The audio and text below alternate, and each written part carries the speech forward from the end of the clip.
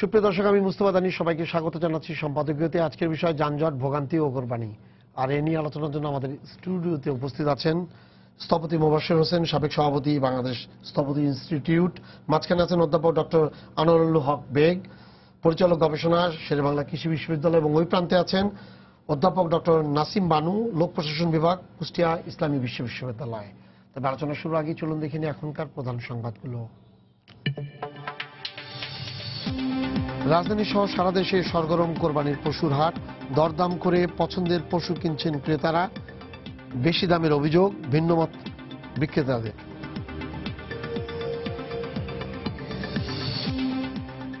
লাব্বাইক আল্লাহুম্মা লাব্বাইক ধ্বনিতে মুখর আরাফাতের ময়দান। পবিত্র হজে লাখ লাখ মুসল্লির অংশগ্রহণ।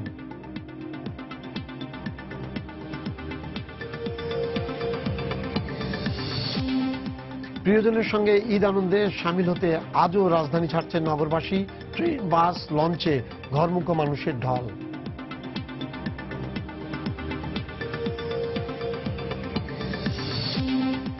ঈদের প্রধান জামাতকে ঘিরে জাতীয় ঈদগাহ ময়দানে চলছে প্রস্তুতি। কয়েক স্তরের নিরাপত্তা ব্যবস্থা, জায়নামাজ ছাড়া অন্য কিছু না নেয়ার আহ্বান।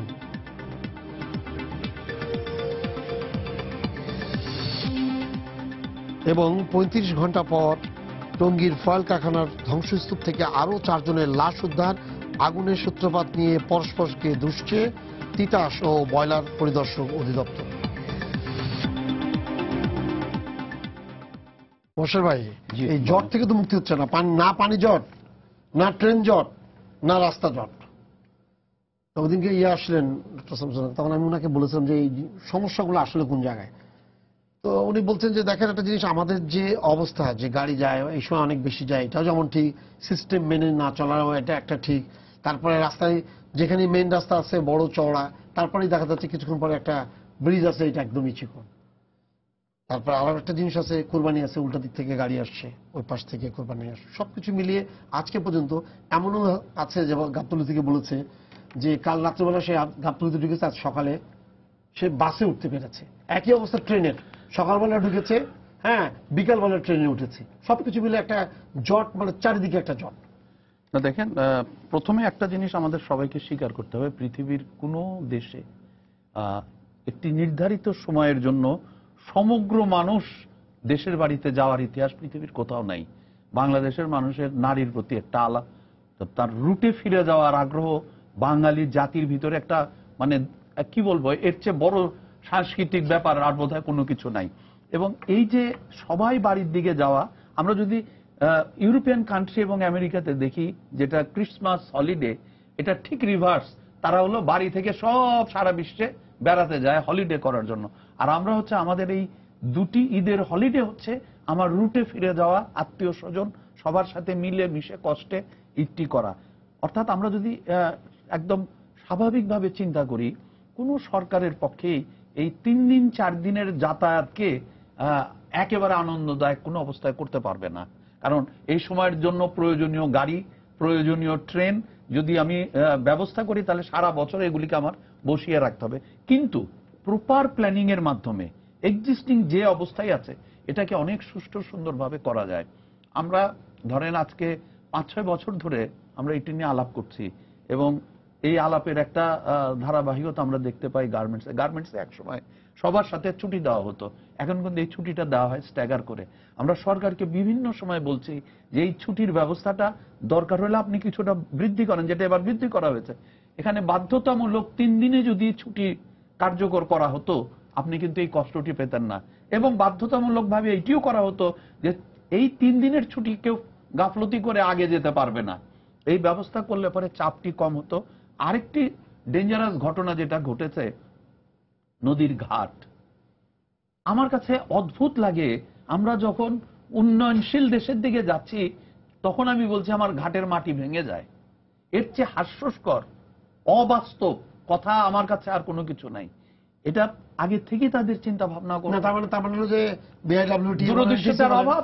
অবশ্যই তারা কোনো মতেই নদী শাসনের যে বিষয়টা, সেটা দেখেন, নদী শাসন টাসন আমি বুঝি না। আমি একদম সিম্পল একজন সাধারণ নাগরিক হিসাবে মনে করি, যেখানে ঢাকা শহরের বুকে আপনি 40, 50, 60 ফিট পর্যন্ত পাইলিং করে মাটি তুলে খাড়া করে রাখতে পারতেছেন, এবং আশেপাশে 10 তলা 20 তলা বিল্ডিং, সেখানে আপনি নদীকে স্টিল পাইলিং করে, যেটাকে আমরা পাইলিং করে এই মাটিটাকে যদি আমরা ধরে রাখতাম, যে স্টিল পাইলগুলি আবার তুলে আনা যায়।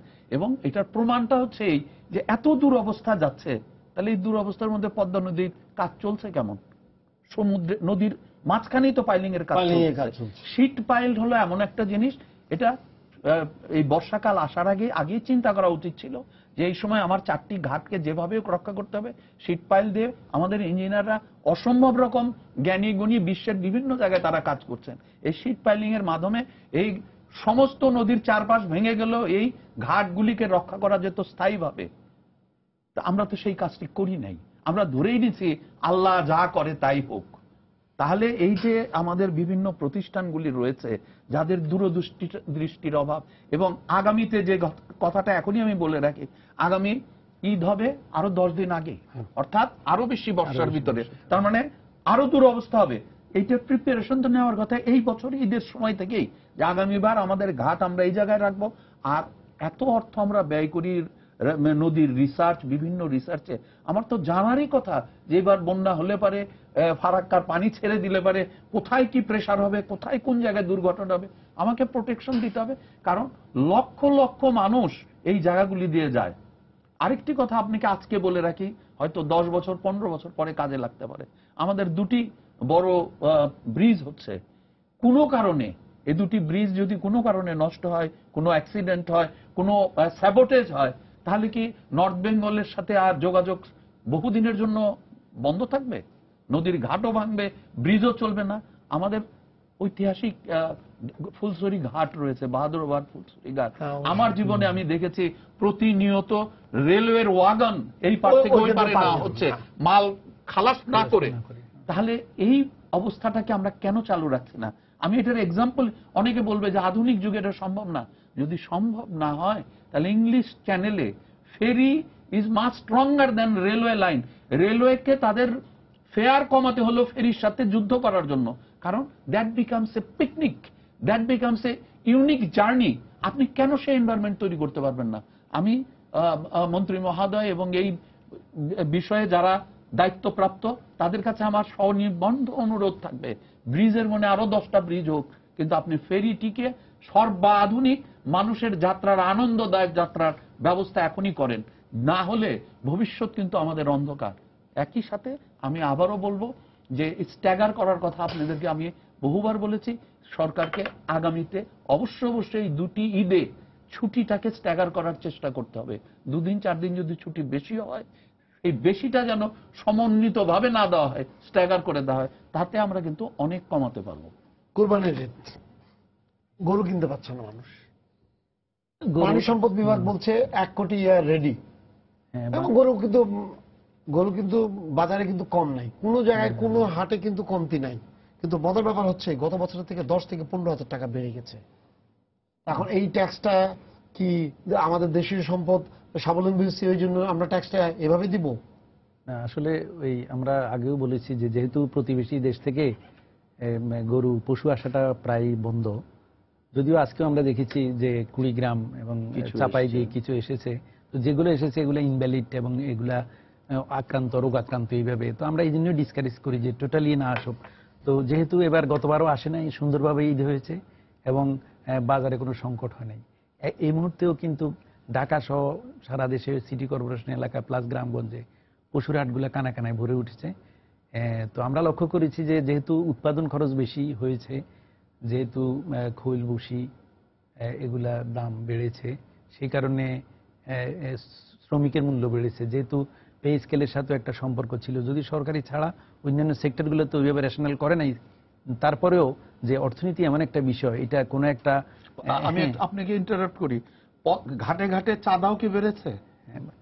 আপনাকে এটা স্বীকার বলতে হবে, কারণ আমি গরু কিনি, আমাকে তো সেটার জন্য খেসারত দিতে হবে। যেটা সেটা তো যেটা যারা টোটাল, আমি বলতেছি টোটাল যে ইকোনমিটা এটাকে কেন্দ্র করে, তো সেই হিসাবে প্রতিটা গরুর পেছনে আমরা আগেও বলেছি যে 5 থেকে 10,000 টাকা বাড়বে।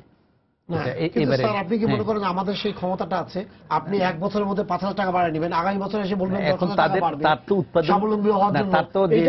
এটা কি আমাদের জন্য সাস্টেনেবল হবে? এটা আপনি দেখেন যে এই গরুটা যদি আমরা সিটি কর্পোরেশনের এলাকা ছাড়া গ্রামগঞ্জে কিনি তাহলে কিন্তু কই মার্জিনাল 2-3,000 4,000 টাকা বাড়বে। শহর এলাকাগুলোতে, বিভাগীয় শহরগুলোতে, এগুলাতে কিন্তু সেটা এটা বেশি। এটা কিন্তু টোটালি এজ এ হোল আমার যে ব্যাপক জনগণ গ্রামে বাস করে তাদের কিন্তু এত বেশি দাম দিয়ে এটা কিনতে হবে না। না, তাদের তো কিনতে হবে না, তারা তো বাড়িতে বসে থাকে। না, তাদের দাম বেশি দাম দিয়ে কিনতে হবে না, ওদের কিনতে হবে না, তারাও তো কোরবানি দিবে। সমস্যাটা আমি বলি কি যে আপনি যে চামড়ার যে কথাটা বললেন, সবচেয়ে বড় সমস্যাটা কি? 3টা বড় শহরে আর 4টা বড় শহরে, এটাই তো। একটা হলো চট্টগ্রাম, ঢাকা, চট্টগ্রাম, সিলেট। মানে যদি আপনি চামড়ার মার্কেটটা দেখেন, মানে গরু যাতে প্রবাসী থাকার কারণে, ব্যবসায়ী থাকার কারণে চট্টগ্রাম হলো সবচেয়ে বড় ইয়া। তারপরেই হলো কিন্তু সিলেট, মানে ওদের কোনো প্রবাসী থাকে বলে ওরা বাইরে থেকে টাকা পাঠায়, বড় বড় গরু ইয়া করে। মানে গরুর মার্কেট যদি আপনি দেখেন, চামড়ার যদি ক্ষেত্র দেখেন, তাহলে কিন্তু সিলেট এবং চট্টগ্রাম কিন্তু ঢাকার থেকে বড় ইয়া। মানে যদি আপনি ওই জায়গায়, কিন্তু ঢাকায় তো আপনি জানেন তো মিডল ক্লাসটা অনেক বেশি থাকে। এই কারণে যেটা হয়, ঢাকার ইয়াতে মোটামুটি ভাবে যারা গ্রাম থেকে বাইরে আসছে একটু স্বাবলম্বী, তারা চেষ্টা করে। চট্টগ্রাম এবং সিলেটের লোক কিন্তু স্বাবলম্বী না, মোর দেন দ্যাট। দেখুন বাজারে কিন্তু 4টা আকারের পশু থাকে, একটা হচ্ছে ছোট, আরেকটা মাঝারি, আরেকটা বড়, আরেকটা এক্সট্রা লার্জ, অতি বড়। আমি যেহেতু এটা স্যাক্রিফাইস করব, কোরবান দিব, এটা কত মাংস হবে, কতটুকু কি হবে, এই বিষয়টা না দেখে আমি আমার ক্যাপাসিটি অনুযায়ী আমার যতটুকু ক্ষমতা আছে তার মধ্যে আমি তৃপ্ত হয়ে হয়তো মাঝারি কিনবো বা ছোট কিনবো বা বড় কিনবো। 30-এ তো গরু কিনতে পারছে না স্যার। 30-এও গরু বিক্রি হয় না স্যার, এইখানে ঢাকা শহরে কেউ 30-এ গরু কিনতে পারছে না। আমি দেখেছি গাবতলীতে এটা 30, 35, 40 ছোট গরু বিক্রি হয়েছে। না, আমার কেন প্রবলেমটা কোন জায়গায় স্যার? একটা লোক, এখন আমার দেখতে হবে কি, কিন্তু একটা ইয়া দেয় না। আমাদের ঢাকা শহরে কিন্তু আমি বলি যে আমাদের যে মধ্যবিত্ত বা আমাদের যে লোকগুলো এখানে চাকরি করে, তাদের বেতন সবকিছু মিলিয়ে যেটা হয়, সে কিন্তু 4 জন বা 3 জন মিনিমাম, অন্যদের কথা আলাদা। তো 4 জন 3 জন যখন হবে, মানে জিনিসগুলো কিভাবে, সে তো তখন তার ওই জায়গাটা তো তাকে স্পেস দিতে হবে আপনার। আপনি যখন একটা মানুষ যদি 30,000 টাকা দিয়ে দেয় তাহলে তো সমস্যা নেই। দেখেন, এটা আমি চিন্তা করতেছি এই সেক্টরের আমরা লোক হিসেবে, আমি দীর্ঘমেয়াদী পরিকল্পনার কথা হিসেব করতেছি। দেখেন, যেহেতু এখন আমরা এতদিন ভেবেছি যে আমরা দুধের কথা চিন্তা করে ক্রস ব্রিডিং করছি যত সব, আমরা কিন্তু বিফ ভাবি নাই। কিন্তু গত বছর থেকে রিসেন্টলি এখন আমরা ওই যে আমেরিকার যে ব্রাহ্মার উপর গুরুত্বপূর্ণ, এটা আমরা ক্রস ব্রিডিং আরম্ভ হয়েছে, এবং ওইটা যদি আমরা ভবিষ্যতে দেখেন 1 বছরেই ওইটা 400 কেজি ওজন হয়, এবং 3 বছরে এটা 800 থেকে 1000 কেজি হবে। তখন একটা গরু হবে আমাদের 5টা সমান। তো আমরা চাচ্ছি এই শিল্পটাকে বিদেশ থেকে আনা বন্ধ করে, ইনিশিয়ালি হয়তো আমাদের একটু কষ্ট হবে, আপনাদের আমাদের সবাই, কিন্তু আমরা যদি বিফ টাইপ এই বিজনেস আরম্ভ করি তাহলে কিন্তু ইনশাল্লাহ অদূর ভবিষ্যতে দেখবেন যে আমাদের এগুলা অ্যাডজাস্ট হবে, আমাদের সবকিছুই প্রাথমিক অবস্থায় একটু অসুবিধা হয়। কিন্তু আপনি তো জানেন বাংলাদেশের ব্যালেন্স অফ পাওয়ার যদি ইয়া না থাকে তাহলে তো সমস্যা। চিনি শিল্পটা শেষ হয়ে গেছে। হ্যাঁ, আমি তো মানে জায়গাটা যেখানে যেটা হচ্ছে, আপনি যখনই অন্য সাইড কিন্তু সব জায়গাতে কিন্তু চিনিটা এটা অন্য ধরেন অ্যানিমাল আসাটা আমরা আরেক দিক দিয়ে ডিসকাস করি। আমি না ওইটা না আসলে আমরা দাঁড়াবো, আমি তো বলতেছি। আপনি দেখবেন আজ থেকে 20 বছর পরে যদি বিদেশি বর্ডারে গরু না আসে, দেখবেন এই শিল্প দাঁড়াবেই। আর এটা না আসা আরেকটা অ্যাডভান্টেজ কি, পৃথিবীতে এখন যত অসুখ হয় 60% অ্যানিমাল জুনোটিক ডিজিজ, মানুষ থেকে পশুতে, পশু থেকে আমাদের এখানে আসে। তো এইটা যদি আমরা ট্রান্সবাউন্ডারি যে ডিজিজগুলা বর্ডার ক্রস হয়ে আসে, এগুলা ওই এক সময় বেশি আসে বলে মনিটরিং, ওই সেটা কোয়ারেন্টাইন, এগুলো সঠিকভাবে হয় না, এটা সম্ভব না। খুব সুন্দর কথা। এই কারণে আমি আশা রাখি দেশবাসীকে যে 5-10 হাজার টাকা দিয়ে বেশি কিনলেও ভবিষ্যতে এই শিল্প দাঁড়াবে। একদিন আমরা দেখবেন এটা দাঁড়াবো, এবং আমরা আমাদের ইনকামের সাথে সম্পর্কে চামড়া শিল্পের মতো আপনি যেটা বললেন যে দাঁড়াবে, এটা নিয়ে আমরা গর্ব করার ইয়ে রাখি। কিন্তু মুশকিলটা অন্য জায়গায়, যেই দাঁড়াবে সে তখন ঠকানোর চেষ্টা করবে। প্রবলেমটা তো এই জায়গায় মার্কেটিং সিস্টেম। এরপরে আমি আপনার সাথে এই বিষয়টা নিয়ে চামড়া নিয়ে আসবো। আপা বলেন যে আমাদের দেশের যে এই যে 2টা বড় উৎসব, মুসলমানদের যেটা, পাশাপাশি হিন্দুদের উৎসব আছে, তো ওইখানে যতটা বেশি না এফেক্ট হয়, আমাদের 87% মতো ইয়া বলে দেখা যাচ্ছে যে আমাদের 2টা ঈদে প্রচুর লোকজন যাওয়া আসা করছে। তারপরে মনে করেন জিনিসপত্র কেনার ক্ষেত্রেও অনেক, এই ঈদে হয়তো মানুষ জামা কাপড় কিনে না বা ওরকম ইয়াটা নাই। কিন্তু ঈদ উল ফিতরে এটা অনেক বেশি থাকে। তো আপনার কি মনে হয় যে আমাদের দেশে ঈদকে ইয়ে করে একটা সঠিক ব্যবস্থাপনা সব দিক থেকে কাজ করে? আসলে কাজ করছে, একেবারেই যে কাজ করছে না সেটা আমি বলবো না। প্রথমত আমি বলবো যে দুইটা ঈদের ছুটি বা বাড়ি যাওয়া নিয়ে যে প্রসঙ্গটা আপনি আসলেন, যে সেটা আমি বলবো যে আসলে প্রথমবারই 3-4 ভাগে ভাগ করা যাবে না ছুটিটা। আমি সম্পূর্ণ শ্রদ্ধা রেখে ওনার প্রতি বলছি, কারণ আমাদের দেশের লোক, যেটা উনি বললেন যে নারীর টানে যেতে চায় এবং ইমোশনাল অনেক বেশি, প্রথমে 2 ভাগ করে দিতে হবে মানে ছুটি। যারা ব্যক্তিগতভাবে যারা যায় সে গ্রুপ তো আপনার রাষ্ট্রের নিয়ন্ত্রণের বাইরে। যারা রাষ্ট্রীয় কর্মকর্তা বা কর্মচারী আছে তাদেরকে আপনি 2টি ভাগে ভাগ করে ফেলবেন। প্রথমে এক গ্রুপকে আপনি কোরবানি দিয়ে দিলেন, আর এক গ্রুপকে আপনি রোজারি দিয়ে দিলেন। ছুটি দিবেন, বাট কারো কারো ঈদের পরে শুরু হবে। অন্তত একবার আপনাকে ঈদের ছুটি যাওয়ার জন্য অপশন দিতে হবে। ওনারা গেলেন না গেলেন এটা ওনাদের বিষয় আর কি। বাট এটা করা যাবে না যে একেবারে আমি ঈদের দিন যেতে পারছি না বা ঈদের সময় উপস্থিত থাকতে পারছি। 2টা ভাগে ভাগ করে আস্তে আস্তে মানুষ একসময় অভ্যস্ত হয়ে যাবে। প্রথমে মেনে নেবে 2 ভাগ, পরে আস্তে আস্তে। কিন্তু আমি যাচ্ছি, আমি একটা এটাই বলছি যে প্রাইভেট সেক্টরে কিন্তু এটা একদম পুরোপুরি আছে, শুধুমাত্র সেটা আমি বলছি সরকারি মহলে না। আমি সরকারি কর্মকর্তা কর্মচারীদের কথা আমি বলেছি।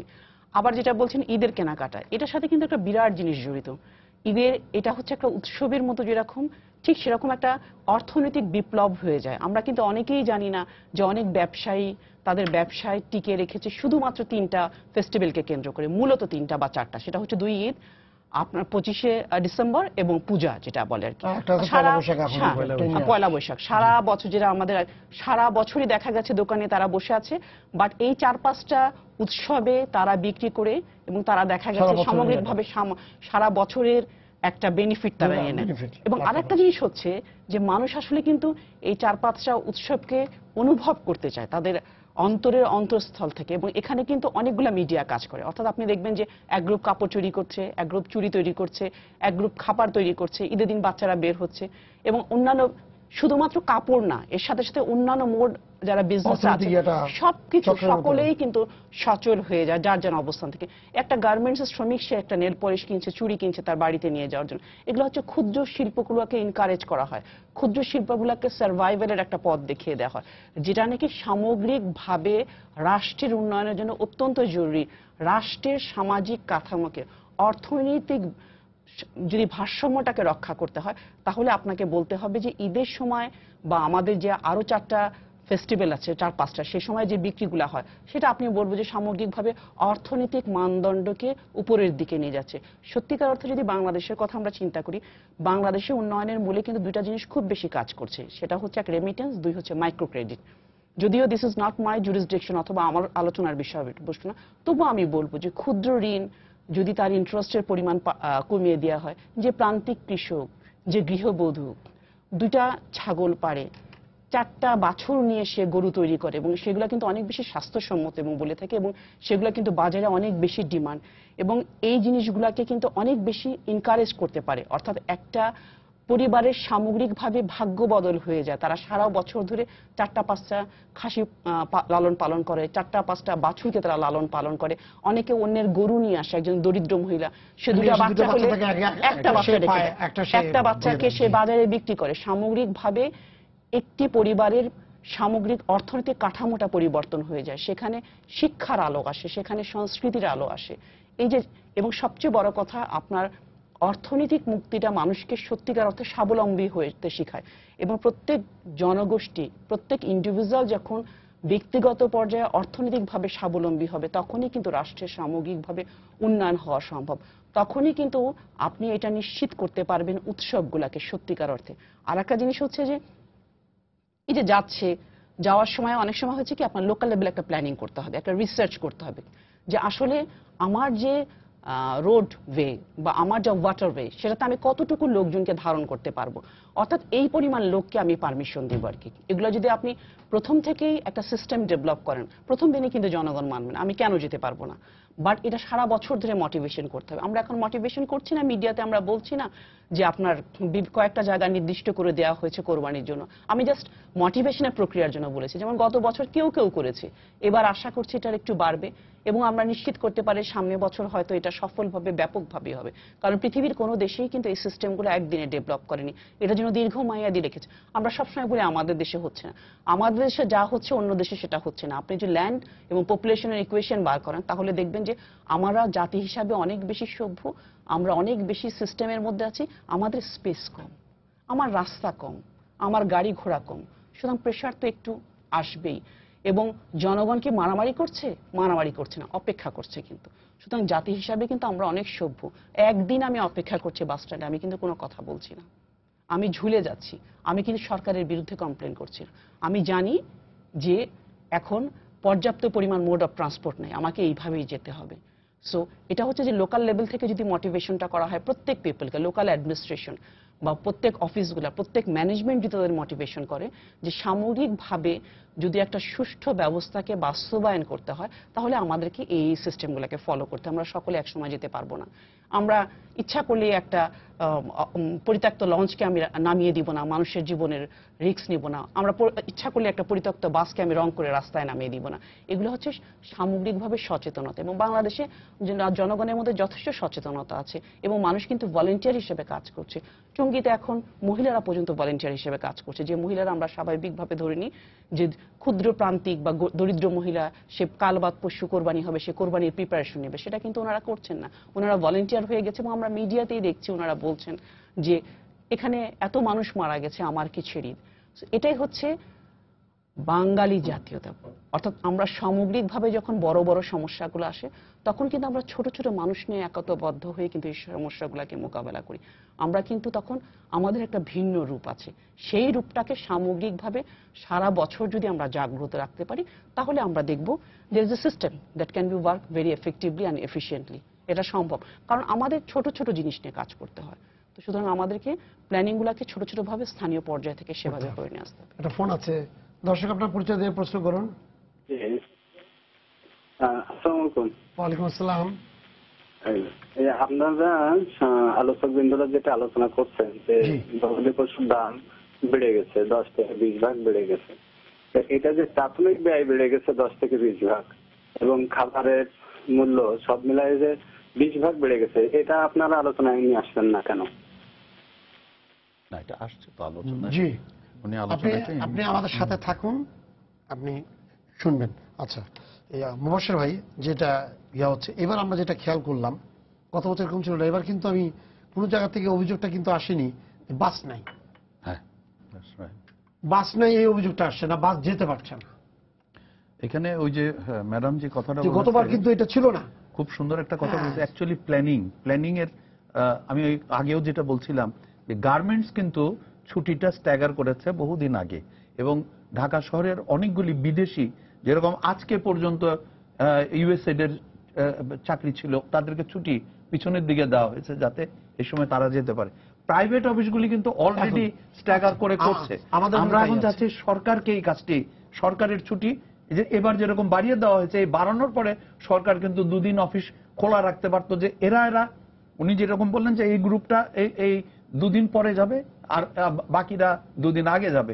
এইভাবে যদি আমরা আগামীতে করতে পারি তাহলে কিন্তু আমরা অনেক সহজভাবে করতে পারবো। আর সবচেয়ে বড় কথা, আমরা প্রতিনিয়ত একটি কথা বলি যে প্ল্যানিং এর মাধ্যমে 25 থেকে 30% এক্সিস্টিং প্রবলেম সলভ করা সম্ভব। এটা হলো সারা পৃথিবীতে এটা প্রচলিত, একদম সিম্পল নিয়ম নীতি, যেটা আমাদের রোডস এন্ড হাইওয়েজ এবার হিসাবের মধ্যে ধরে নাই।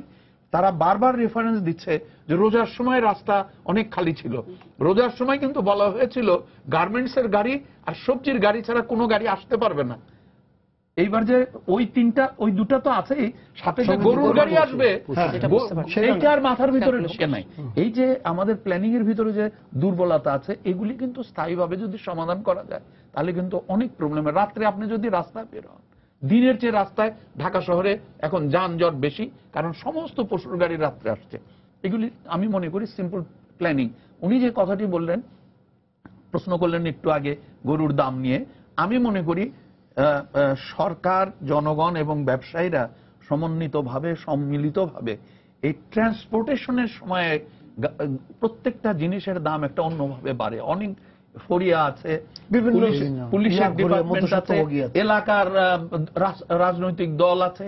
এগুলির থেকে যদি আমরা এই গরুগুলিকে, পশুগুলিকে যদি ঢাকা এবং বিভিন্ন ডিস্ট্রিক্টে নিয়ে যেতে পারি, আমার ধারণা 5 থেকে 10% পর্যন্ত দাম কমার একটা বিরাট সম্ভাবনা আছে, যেটা সাধারণ মানুষের, বিশেষ করে যারা শহরে বাস করেন, তাদের জন্য সহনীয় হতে পারে এবং মানুষের তখন শ্রদ্ধাবোধটা অনেক বেশি বেশি বেশি হয়ে যায়। কারণ আপনি 38,000 টাকা দিয়ে আপনার মফস্বলের শহরে কিনেছেন, আমাকে যদি এখন 20,000 টাকা বেশি দিয়ে কিনতে হয়, আমি কিন্তু আপনার উপরে রাগই করব, যেটা কেন, একই দেশে এই রকম ঘটনা ঘটছে কেন। তো ঘটনাটা আমার মনে হয় আস্তে আস্তে সহনীয় করা উচিত। আর সবচেয়ে বড় জিনিস যেটা, পৃথিবীতে আমরা যদি এখন নিজেদেরকে সভ্য জাতি হিসাবে প্রমাণ করতে চাই, আমরা যেখানে সেখানে আর জব করতে পারবো না। এবং আমি আমার প্রত্যেক মুসলমান ভাইদেরকে বলি, আপনি কি মক্কা শরীফে যে কাবা শরীফের চারপাশে গরু জব করেন? আপনি কি আপনার জবাই করা গরুটির চেহারা দেখতে পান? তাহলে সবচেয়ে বড় ধর্মীয় স্থানে যে যদি আপনি এটাকে স্বীকার করে নিতে পারেন, তাহলে এখানে আমি মনে করি যে সরকারের পাশাপাশি 2-4টি প্রাইভেট কোম্পানি এখন চলে আসতে পারে, যেরকম অনলাইনে আমরা এখন গরু কিনতে পারি, আপনার বাড়িতে গরু পৌঁছে দিচ্ছে আমার, এবং অলরেডি কিন্তু ইন্টারনেটে এসছে যে আপনার কোরবানি করে আমি মাংস পৌঁছে দেব।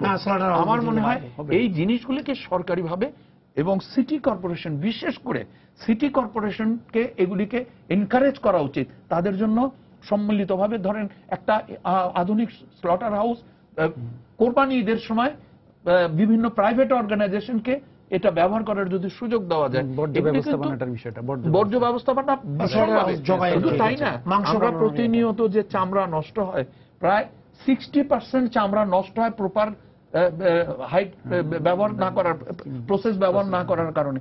সেখানেও কিন্তু আমাদের সাশ্রয় হবে। তো এই জিনিসগুলি আমি মনে করি আস্তে আস্তে আমরা এই জায়গায় পৌঁছাতে পারবো। এবং ম্যাডাম একটি কথা বলেছেন যে আমাদের মানুষ কত সভ্য। আমি একটা এক্সাম্পল প্রায় টক শোতে দেই, যে আমেরিকার একটি শহরে 6 ঘন্টা বিদ্যুৎ ছিল না। পৃথিবীর ইতিহাসের হাইয়েস্ট রেপ হয়েছে ওই 6 ঘন্টায়, পৃথিবীর ইতিহাসের হাইয়েস্ট লুটপাট হয়েছে, দোকান চুরি হয়েছে। বাংলাদেশে কত 6 ঘন্টা বিদ্যুৎ থাকে না, আপনি কখনো চিন্তা করেছেন? এবং আমাদের মানুষজন একটুখানি আইন কড়াকড়ি হলে তারা কত কঠোরভাবে আইন মানে, তার বড় প্রমাণ যে মানুষগুলি মিডল ইস্টে কাজ করে, ওয়ার্ল্ডের বিভিন্ন শহরে কাজ করে, তারা হয়তো ঢাকা শহরও দেখে নাই, তাহলে তারা ওই শহরে যে গাড়ি চাপা পড়ে না কেন? কেন তারা ওইখানে ট্রাফিক আইন ভঙ্গ করার কারণে জেলে যায় না? Because the learning process of Bengalis are tremendously high. তারা অন্য যে কোনো দেশের মানুষের চেয়ে এই জিনিসগুলি অসম্ভব রকম অল্প সময়ে লয়ালিটি আছে, লার্নিং প্রসেস, দেখে শেখার ক্ষমতা বাঙালির কিন্তু অস্বাভাবিক রকম বেশি। আমরা এই জিনিসগুলি কিন্তু আমরা ব্যবহার, যে কথাটা বলেছেন 10-20% বেড়ে গেছে, এটা একদম ঠিক। কেন বাড়ছে? সব খাদ্যশস্যের দাম কম, তাহলে এটা বাড়ে, ভেজালটা কোথায়? এটা হচ্ছে যে ওনারা আসলে বিজ্ঞানসম্মতভাবে গরুকে কিভাবে হৃষ্টপুষ্ট করবে ওই ধারণাটা ওনাদের নাই। আমি আপনাকে একটা এক্সাম্পল দিই, যে আমরা যে খৈল বসি কুড়া, গত সপ্তাহে একজন রাজশাহী থেকে টেলিফোন করছে যে যেহেতু আটা গম 25 টাকা আর 32 টাকা হয়েছে বসি, তো আমি ওনাকে বলবো আর কি এই ধরনের কস্টিং কিভাবে কমাবেন ওনারা, তাহলে কেন আমরা ভুট্টা পাউডার আমি ওইটাই বলতে চাচ্ছি কেন ইউজ করি না? আর ওই মুহূর্তে উনি 25 টাকায় আটাই কিনবে, কিনে টোটাল দানাদার যা তার 35 থেকে 40% সে ব্যবহার করতে পারবে, কিন্তু বেশি ব্যবহার করা আবার যাবে না। ডাইজেস্টিভ একটা বিষয় এখানে লিঙ্ক আছে। তো এইটা করলে কিন্তু ওনার ওই দানাদার খাবারের কস্টিংটা কমে যাবে। এই নলেজটা ওনার দরকার। তাহলে দাঁড়াচ্ছেটা কি? আমাদের আরেকটা জিনিস, কি প্রসেস? আমি আরেকটা জিনিস, ওনারা এই লেখাতে আমি দেখি ইদানিং যে স্টেরয়েড ব্যবহারের সাথে কি ইউরিয়াটাকে গুলিয়ে ফেলতেছে। ইউরিয়াটা একটা বিজ্ঞানসম্মত ওই জাবর কাটা প্রাণী নির্দিষ্ট পরিমাণ হজম করতে পারে, যতটুকু রিকমেন্ডেড ডোজ সেটা ব্যবহার করে আমাদের বিএলআরআই সহ আমাদের বাংলাদেশ কৃষি বিশ্ববিদ্যালয় আমরা সহ সবাই আমরা গবেষণা করি। শুধু আমরা না, সারা ওয়ার্ল্ডে এটা স্বীকৃত।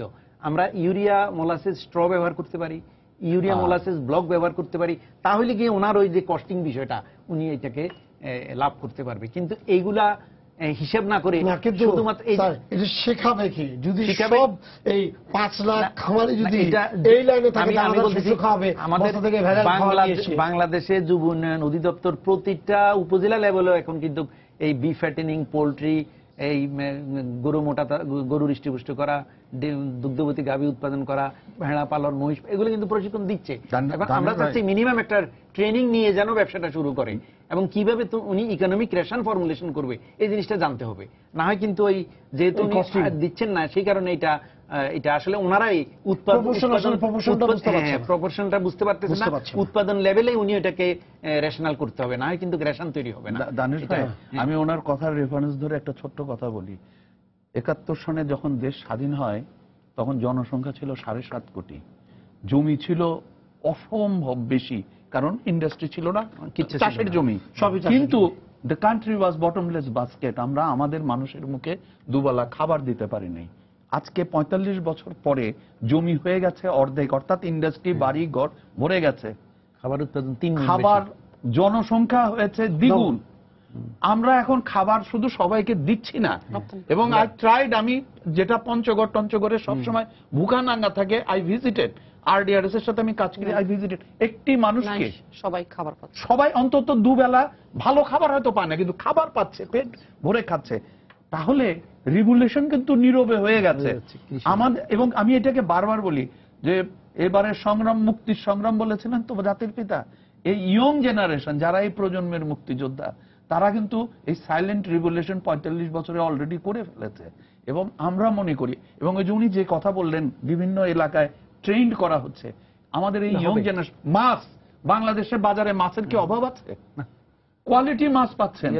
এবং যেটা গতকালকে আমার আলোচনার সাথে আমি যেটা জানতে পেরেছি, আগামী 6 মাসের ভিতরে আমরা এক্সপেক্ট করতে পারি পুকুরে একদম একই স্বাদের ইলিশ মাছ পাওয়া যাবে। They have already achieved it, marketing করা শুরু করে নাই। সো দে একটি নীরব বিপ্লব হয়ে যাচ্ছে কৃষিতে। আমাদেরকে যে কাজ করতে হবে এবং সরকারকে যে কাজটি করতে হবে, সহযোগিতার হাত বাড়াতে হবে সঠিক পদ্ধতিতে।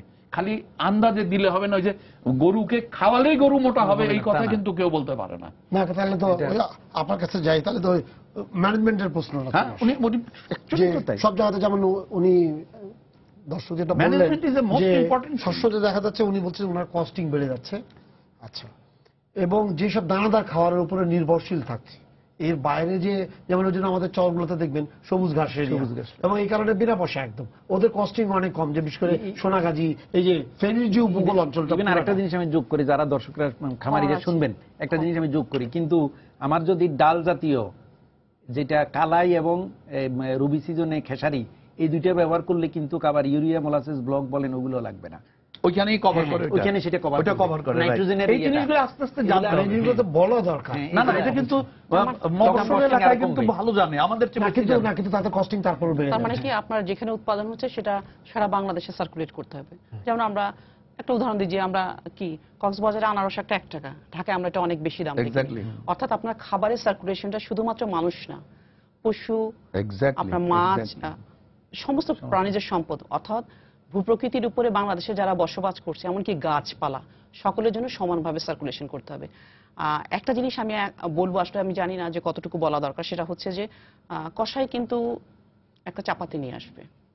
সুতরাং একটা জিনিস বুঝতে হবে, এটা একটা সায়েন্টিফিক ম্যানেজমেন্টের দরকার ছিল আর কি। এবং এখনো বলবো না যে সময় নাই, 24 ঘন্টা বা 36 ঘন্টা অনেক বেশি সময়, কারণ শুধুমাত্র নির্দিষ্ট স্থানে কোরবানি দিতে হবে। এবং যারা কসাই হবে, ব্যক্তিগতভাবে যিনি কসাই হায়ার করবেন, আমরা তাদেরকে অনুরোধ করব যে উনি জানাশোনা একজন কসাই নেবেন। কারণ আমরা জানি না যিনি চাপাতি নিয়ে কসাই হিসাবে বের হয়ে আসবেন বাইরে, উনি অন্য কোনো ভূমিকায় চলে যাবে কিনা। কারণ বাংলাদেশের রাষ্ট্রে এখন যে অবস্থা, যে মুভমেন্ট চলছে, আমি মনে করি বাঙালি জাতি হিসাবে আমাদের সকলের সচেতন থাকা উচিত, সকলে সচেতনভাবে এটাকে কোরবানির দিনটাকে হ্যান্ডেল করা উচিত, যাতে আমাদের রোজার ঈদের মতো কোনো দুর্ঘটনা না ঘটে। কারণ আপনি নিয়ে আসছেন কসাই, প্রত্যেককে কিন্তু আইন শৃঙ্খলা রক্ষাকারী বাহিনীর পক্ষে নিশ্চিত করা সম্ভব।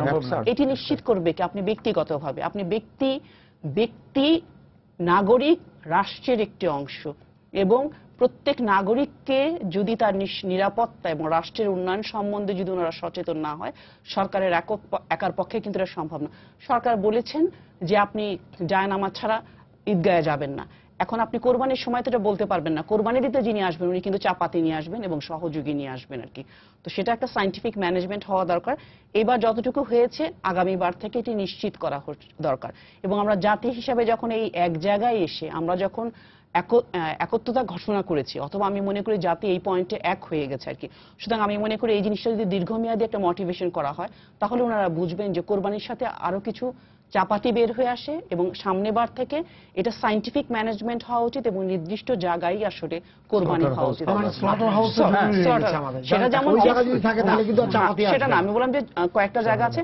আর গ্রামের মানুষের জন্য আমরা একটা ছোট্ট অনুরোধ করতে পারি, সেটা হলো যে আমাদের ছোটবেলায় আমি দেখেছি যে আপনার একটা গর্ত করে সেই একটা বর্জ্যগুলো জায়গায় সবাই করে। সব ফেলে দিত আর কি, এবং সেটা পরে কিন্তু উনি আরো বলতে Fertilizer পারবেন হিসেবে কাজ করে। জৈব সার হয়ে যায় আর কি। তো সেটাও যদি একটা সায়েন্টিফিক ম্যানেজমেন্ট করা যায়, তাহলে আমরা যেটা বলছি যে আর্টিফিশিয়াল সার ইউজ করার জন্য আমাদের সিড নষ্ট হয়ে যাচ্ছে, উনি আরো ভালো বলতে পারবেন। আমরা পেস্টিসাইড যেগুলো ইউজ করছি সেগুলো ক্ষতিকারক, কারণ আমরা বেগুনে একসময় ছাই দিতাম, সেই বেগুনে পোকা হতো, দ্যাট ইজ মোর সায়েন্টিফিক আজকের এটা থেকে। আমাদের গ্যান্দা ফুল হতো, আমরা এখন অ্যাঙ্কর গ্যান্দার উপর নির্ভরশীল হয়ে গেছি, বাট সমপরিমাণ গ্যান্দা কিন্তু আমাদের বাংলাদেশে এক সময় হতো একটু বড় গাছে হতো। তো সুতরাং এটা জিনিসটা হচ্ছে যে সায়েন্টিফিক ম্যানেজমেন্টের দরকার, অর্থাৎ আমরা আমাদের অরিজিনে ফিরে দিতে চাই। ফুল ফল পশু পাখি মানুষ যেটাই বলেন, আমরা আমাদের শুধুমাত্র ঈদের সময় আমরা অরিজিনে ফিরে যেতে চাই না, আমরা সবকিছুতে সায়েন্টিফিক্যালি সিস্টেমিক্যালি আমাদের রুটে ফিরে চলে যেতে চাই, আমরা আমাদের বীজতলায় চলে যেতে চাই। উনি আরো ভালো বলতে পারবেন। দ্যাট বীজতলার সিড যেগুলো ছিল মোর সায়েন্টিফিক ছিল আজকের এগুলা থেকে, এবং সেগুলাকে আমরা রক্ষা করতে চাই। অনেক ক্ষেত্রে দেখা গেছে যে আসলে যে জিনিসটা সেটা হলো যে মানুষ ইন্ডিভিজুয়ালি কিন্তু অনেক বিপ্লব করতে পারে, এবং প্রত্যেক মানুষের ভিতরে কিন্তু নীরবে বিপ্লব হয়ে যাচ্ছে, উনি ভালো বলতে পারবেন। বা সেই বিপ্লবটাকে আপনাকে কাজে লাগাতে হবে, এবং যিনি বিপ্লব করছেন উনি যদি মনে করেন যে ওনার কোনো মোটিভেশন নাই, তাহলে কিন্তু সেই বিপ্লবটা ইন্ডিভিজুয়াল পর্যায়ে কিন্তু থেমে যাচ্ছে। যেমন যেটা আমি একটু আগে বলছিলাম যে যে গরিব দরিদ্র মহিলারা যারা নাকি গরু লালন পালন করছে, ওনাকে নিশ্চিত করতে হবে যে উনি সঠিক দাম পাবেন আর কি, সঠিক দাম পাবেন এবং সঠিক খাবারটা পাবেন, তাহলেই কিন্তু এটা একটা সায়েন্টিফিক ম্যানেজমেন্ট হয়, এবং উনি দেখবেন যে অনেক বেশি উৎসাহিত হবেন আর কি এই কাজটি করার জন্য। উনি যদি মনে করেন যে হ্যাঁ উনি ক্ষুদ্র ঋণ নিয়েছেন, কম শর্তে লোন পেয়েছেন, তাহলে উনি 2টার জায়গায় 10টা কিন্তু গরু লালন পালন করবেন। সেটি একজন মহিলার জীবিকার যদি সংস্থান হয়, সাথে আরেকজনের হবে, কারণ 10টা গরু কিন্তু আর উনি একা ম্যানেজ করতে পারবেন না, তখন একজন পালন করার জন্য ওনাকে লোক রাখতে হবে, এবং সেই লোকটিরও কিন্তু কর্মসংস্থান হবে। এবং যদি সামগ্রিকভাবে একটি পরিবার এই কাজটি করে, তাহলে সামগ্রিকভাবে পরিবারটি কিন্তু স্বাবলম্বী হয়ে যাবে। সেদিক থেকে আমরা এখনো দেখি যে কোনো কোনো বাসায় কর্তারা বা কেউ কেউ নিজেই গরু কোরবানি দেন, সেই সিস্টেমটাও এখনো আছে। বাট আমরা মনে করবো যে জাতি হিসাবে একটা সময় এসে গেছে, এখন বোধহয় এনকারেজ করা উচিত, এটা শুধু ম্যানেজমেন্ট না, এটা একটা সায়েন্টিফিক ম্যানেজমেন্ট হওয়া উচিত। সামগ্রিকভাবে জঙ্গিবাদকে প্রতিহত করার এটি একটি হাতিয়ার হিসেবেও কাজ করবে আর কি, মোটিভেশন হিসেবে কাজ করবে। যে জাতি যদি জঙ্গিবাদের বিরুদ্ধে সোচ্চার যখন, তাহলে আমি চাপাতি নিয়ে কাউকে যখন সেখানে যেখানে সেখানে ঘুরতে দিব না, আমরা একটা সায়েন্টিফিক ম্যানেজমেন্ট চাই। শেষ একদম চামড়ার বিষয়টা আমি বলি। দেখবেন যে 80-র দশকে গার্মেন্টস যখন হয় প্রথম, আমরা চিন্তা করিনি এটা 1 নম্বরে আসবে। তখন চামড়াজাত দ্রব্য, পাটজাত দ্রব্য, এখন আরো সাথে যোগ হয়েছে হিমায়িত খাদ্য। তাহলে এই চামড়াজাত দ্রব্য থেকে আমাদের 10,000 কোটি টাকার মতো ইয়ারলি আমাদের আসে। তো এই চামড়া শিল্পটাকে আমি দেখি যে আমি সম্মান রেখে বলছি যে ট্যানারি অ্যাসোসিয়েশন যারা ওনারা সব সময় বলে এবারের অবস্থা ভালো না, এই কথাটা আমি সব সময় শুনি। ওনারা সাভারে যাচ্ছেন না, এবার যাক ওনারা ফাইন দিচ্ছেন, সেটা বড় কথা না, যে সবসময় শুনি যে এবার চামড়ার অবস্থা ভালো না। এবার অলরেডি ওনারা ডিক্লেয়ার দিয়ে দিয়েছেন আমাদের তো 40 লক্ষ স্টকে আছে, তাহলে আমরা কি করব? তো ওনারা আবার বলতেছে যে মাত্র 50 টাকা স্কোয়ার ফিট, 40 থেকে 50 টাকা, আবার ছাগলের আরো 20 টাকা। তো আমাদের এই ব্যাপক যে 1 কোটির মতো চামড়া আসবে, এই চামড়াগুলা তাহলে কি করব আমরা? তো এইগুলাকে আবার যথাযথভাবে সংরক্ষণের বিষয় আছে, জবাই করার এগুলা 5-7 ঘন্টার মধ্যে সেগুলাকে লবণ সল্টিং করতে হবে। তো এই কারণে আমার মনে হয় যে ওনার্স অ্যাসোসিয়েশন যারা টেনারি, ওনাদের একটা বিরাট ভূমিকা আছে কিন্তু এই চামড়াটাকে দেশে রাখা। সঠিকভাবে আমি ওনাদের শ্রদ্ধা রেখেই বলতেছি, ওনারা ভাববে যে দেশ আমার, চামড়া আমার, সম্পদ জনগণ, এটা মেসকিনের বিষয়টা না। মেসকিন স্যাক্রিফাইস করে আমরা কম দামে দিই, আমরা কিন্তু অনেক কম দামেই দিই, তারপরেও কেন এটা সঠিকভাবে রক্ষণাবেক্ষণ ওনারা বলতেছে ওনারা এবার পারবেন না, দাম অনেক, এটা এবার মার্কেট কম। তো এই মার্কেট কম হইলে এখন আশঙ্কায় এত 1 কোটি চামড়া কোথায় যাবে, সেটা একটা ভাববার বিষয়। আর আরেকটি আমি শুধু 1 মিনিট বলেই শেষ করব, যে পশু জবাইয়ের আগে মানে আগামীকালকে দুপুরের পর হইতে আর কোনো যেন না খাওয়ায়, শুধু পানি খাওয়াবে, ভাতের মার খাওয়াবে, তাহলে ড্রেনেজ রক্তগুলা জবাইয়ের পর ভালোভাবে ড্রেনেজ হবে, চামড়ার কোয়ালিটি হবে ভালো, এবং চামড়াটা জবাইয়ের পরে কিন্তু চামড়াতে যে চর্বি থাকবে, চামড়াতে যে মাংস লেগে থাকবে, ওইটাকে কিন্তু ছুরি দিয়ে ফেলে দিতে হবে, না হয় কিন্তু ডিকম্পোজিশন হবে। আমাদের সময় শেষ হয়ে গেছে। ম্যানেজমেন্টে একটা কথা বলবো খালি, একটা সেন্টেন্স। সেটা হচ্ছে যে 10,000 কর্মী পরিচ্ছন্নতা যেন কাজ করবে, দেশের প্রত্যেক নাগরিক যেন তাদেরকে সাহায্য করে আর কি, এবং পারলে তাদের সহযোগী হিসাবে কাজ করে। আশা করি আপনাদেরকে ধন্যবাদ স্টুডিওতে আসার জন্য। সবাইকে শুভেচ্ছা জানিয়ে শেষ করছি আজকের সম্পাদকীয়। আগামীকাল আবারও দেখা হবে রাত 10টায়। দেখার আমন্ত্রণ রইল। শুভরাত্রি।